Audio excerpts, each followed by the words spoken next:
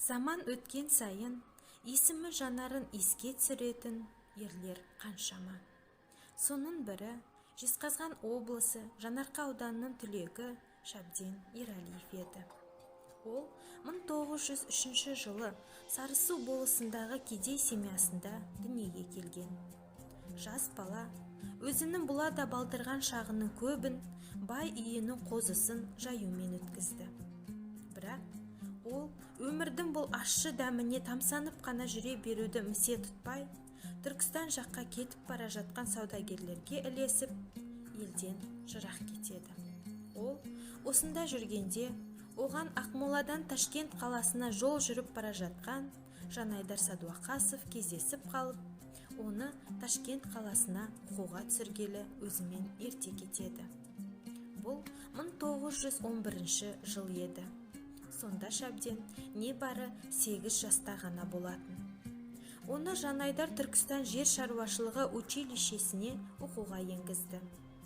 Осында өзінің жерлесі Бәкен Серікбаев те оқып жатыр екен. Бәкен Шабденге ағалық қамқорлық жасап, қолынан келген көмегін аямай көрсетеді. Шабден оқуда көп қиындық көріп, 1915 жылы бітіріп шықты.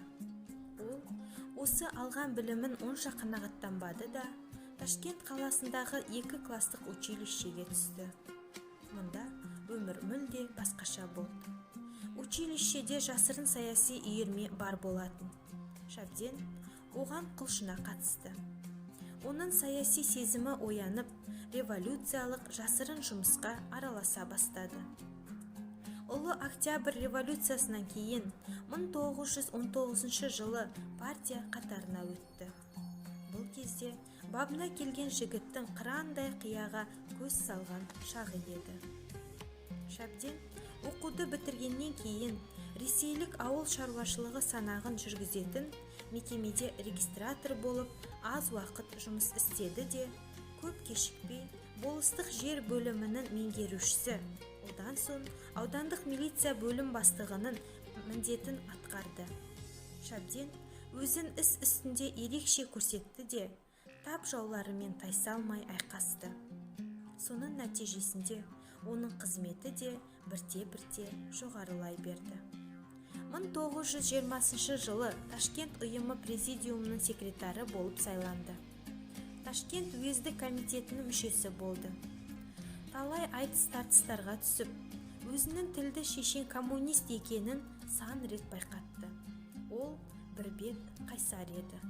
Басшылар қайда жұмсаса да, ол алмас кездестіктей кезіп жүретін. Шабден Ералиев Түркістан майданындағы саяси бөлімде жұмыс істеп жүріп, Куйбышевпен де талай кездесіп істес болған. Оған Куйбышев те жақсы баға беріп, үлкен үміт артқан. Әлі де оқу керек екендігі жөнінде ағалық ақылын айтқан. Содан соң оны ішкі істер халық комиссариатының курсына оқуға жіберді.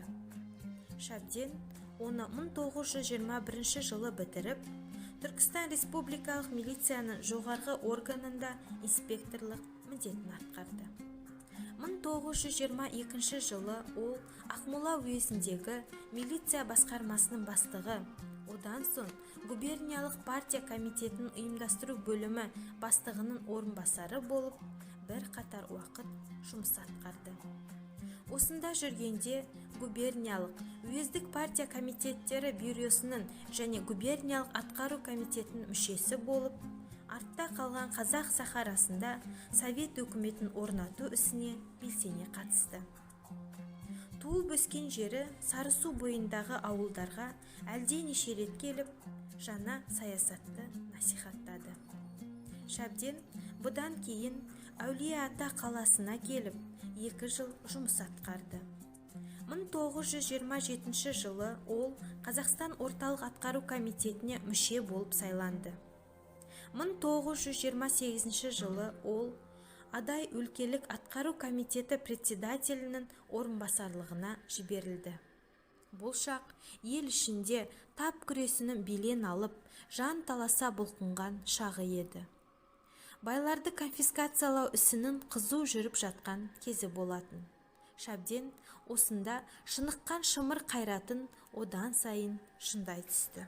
Маңғыстау аудандық партия конференциясын өткізіп, Гурьевке Иван Маликов деп аталатын моторлы баркаспен қайтып келе жатқан Ералиевті 31 қазаннан 1 қарашаға қараған түні дұшпандары тұншықтырып өлтіріп, денесін Каспий теңізіне лақтырып жіберген. Оның денесі 1 жыл өткен соң табылған.